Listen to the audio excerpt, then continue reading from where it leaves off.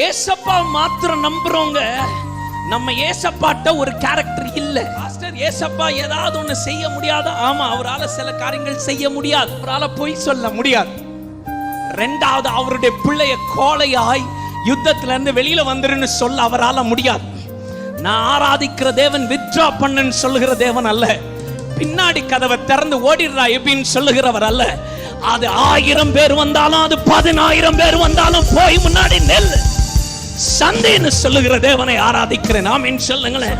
உலகம் ஓடி போயிடு, தற்கொலை பண்ணிடு, இல்ல உலகம் சொல்லும் அவங்க கிட்ட தேடிப்போம் இவங்க கிட்ட தேடிப்போன்னு சொல்லும். ஆனா நான் ஆராதிக்கிற தேவன் யுத்த களத்தை சந்தைன்னு சொல்லும். ஆமென். யுத்தம் வந்திருக்குது தெரியுது, உங்க வாழ்க்கையில போராட்டம் வந்திருக்குது தெரியுது. ஆனா ஓடி போகிற ஆண்டவருடைய ஐடியா இல்ல, நீ ஜெயிக்கணும்ன்றது ஆண்டவருடைய ஐடியா.